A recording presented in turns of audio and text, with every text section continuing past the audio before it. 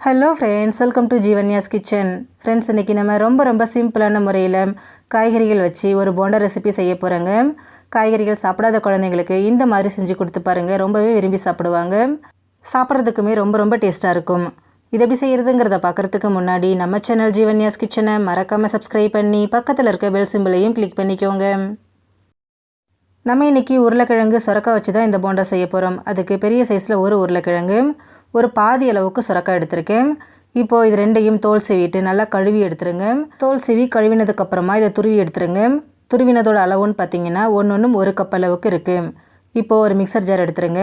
அதில் 2 table spoon அளவுக்கு வேர்க்கடலை சேர்த்துக்கங்க. வறுத்தது வறுக்காதது எது வேணாலும் சேர்த்துக்கலாம். கூடவே 2 பச்சை மிளகாய், ஒரு சின்ன துண்டு இஞ்சி சேர்த்துட்டு இதை குறப்பாக அரைச்சி எடுத்துருங்க. தண்ணி சேர்க்காமல் அப்படியே பல்ஸ் மோடில் அரைச்சிருங்க. பாருங்கள், ரொம்ப நைஸாக இல்லை, இந்த மாதிரி ஒன்றும் பாதியமாக குறப்பாக இருக்கிற மாதிரி அரைச்சி எடுத்துருங்க.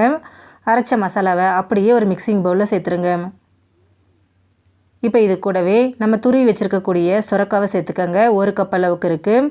அடுத்ததாக துருவி வச்சுருக்கக்கூடிய உருளைக்கிழங்கு, அதுவும் 1 கப் அளவுக்கு இருக்குங்க. நீங்கள் இதை துருவி தான் சேர்க்கணுங்கிறதில்ல, மிக்சர் ஜாரில் சேர்த்துட்டு பல்ஸ் மோடில் ஒன்றும் பாதியமாக அரைச்சும் சேர்த்துக்கலாம். இப்போ இது கூடவே மீடியம் சைஸில் ஒரு வெங்காயம் பொடியை நறுக்கினது, கொஞ்சமாக பொடியை நறுக்கின மல்லி இலை, பொடியை நறுக்கின கருவேப்பிலை, 1 டீஸ்பூன் சீரகம், 1 டீஸ்பூன் அளவுக்கு உப்பு சேர்த்துக்கிறேன். அடுத்ததாக இதில் ஒரு 1/4 கப் அளவுக்கு அரிசி மாவும் சேர்த்துக்கிறேன். இது பைண்ட் பண்ணுறதுக்காக தான் நம்ம சேர்க்குறோம்.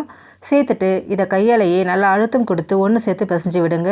உருளைக்கிழங்கு சுரக்காய் ரெண்டுமே நல்லா தண்ணி விட்டு வரும், அதனால் தண்ணி எதுவும் எக்ஸ்ட்ரா சேர்த்துறாதீங்க. கையாலேயே நல்லா இந்த மாதிரி அழுத்தம் கொடுத்து பிசைங்க. அழுத்தி பிசைய நல்லா தண்ணி விட்டு வரும். பாருங்கள், கொஞ்சம் கூட தண்ணி சேர்க்கல, எந்த அளவுக்கு நல்லா ஒன்று சேர்ந்து வந்திருக்குன்னு. இந்த அளவுக்கு கலந்ததுக்கப்புறமா இதில் 1 டேபிள் ஸ்பூன் தயிர் சேர்த்துக்கோங்க. தயிர் மட்டும் போதுங்க, நல்லா ஒரு சாஃப்ட்னஸ் கொடுக்கும், நல்ல ஒரு டேஸ்ட்டும் கொடுக்கும். சேர்த்துட்டு திரும்பவும் இதை எல்லாத்தையும் நல்லா ஒன்று சேர்த்து கலந்துக்கோங்க. நல்லா சப்பாத்தி மாவு பக்குவத்துக்கு வரும்.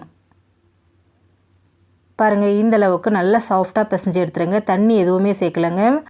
இப்போ உங்களுக்கு போண்டா என்ன சைஸ் தேவையோ அதுக்கு தகுந்த மாதிரி மாவு எடுத்துகிட்டு நல்லா பால் மாதிரி உருட்டிக்கங்க. நீங்கள் இதை போண்டாவாக தான் போடணுங்கிற அவசியம் இல்லைங்க, பக்கோடாவும் போடலாம். அப்படி இல்லைனா வடை மாதிரி தட்டியும் பொரிச்சு எடுத்துக்கலாம், அது உங்களோட விருப்பம்தான். இப்போ ஸ்டவ்வில் கடாய் வச்சு எண்ணெய் வச்சுருக்கேன். எண்ணெய் காஞ்சதும் நம்ம ரெடி பண்ணி வச்சுருக்கக்கூடிய உருண்டைகளை இதில் சேர்த்துருங்க. சேர்த்துட்டு ஒரு 2 நிமிஷம் அப்படியே விட்டுருங்க. உடனே கரண்டி வச்சு கலக்க வேண்டாம். கொஞ்சம் வெந்து பபிள்ஸ் எல்லாம் அடங்கினதுக்கப்புறமா இதை நம்ம கரண்டி வச்சு கலந்து விட்டுக்கலாம். ஸ்டவ்வை மீடியம் ஃப்ளேம்லேயே வச்சு வேக வைக்கணுங்க. அப்போ தான் உள்ளேயும் நல்லா வெந்து வெளியில் நல்லா கிறிஸ்பியாகவும் உள்ளே நல்லா சாஃப்டாகவும் இருக்கும். ஹை ஃப்ளேமில் வச்சிட்டிங்க அப்படின்னா வெளியில் மட்டும் நிறம் மாறிடும், உள்ளே வேகாமல் காய் அப்படியே பச்சையாகவே இருக்குங்க. அதனால் மீடியம் ஃப்ளேமில் வச்சுட்டு இதை நல்லா வேக விடுங்க. அப்பப்போ இந்த மாதிரி கலந்து விட்டுக்கிட்டே இருங்க. அப்போ தான் எல்லா பக்கமும் ஒன்று போல் ஈவனாக வெந்து நல்லா செவந்து வரும். பாருங்கள், நல்லா வெந்து செவந்திருக்கு. மீடியம் ஃப்ளேமில் தான் வச்சு வேக வச்சுருக்கேன். எந்த அளவுக்கு நல்லா செவந்து வந்திருக்குன்னு பாருங்கள். இந்த அளவுக்கு நல்லா வெந்து செவந்ததுக்கப்புறமா இதை நம்ம எண்ணெயிலேருந்து எடுத்துடலாம். ரொம்ப சிம்பிளான ஒரு போண்டா ரெசிபி ரெடி ஆகிடுச்சு. ஃப்ரெண்ட்ஸ், நீங்களும் இந்த ரெசிபியை ட்ரை பண்ணி பாருங்கள். இந்த வீடியோ உங்களுக்கு பிடிச்சிருந்தா லைக் பண்ணுங்கள், ஷேர் பண்ணுங்கள், கமெண்ட் பண்ணுங்கள். ஜீவன்யாஸ் கிச்சனை சப்ஸ்கிரைப் பண்ணி பக்கத்தில் இருக்க பெல் சிம்பிளையும் கிளிக் பண்ணிக்கோங்க. அப்போ தான் நான் போடுற வீடியோஸோட நோட்டிஃபிகேஷன்ஸ் உடனுக்குடனே உங்களுக்கு வரும். தேங்க்யூ.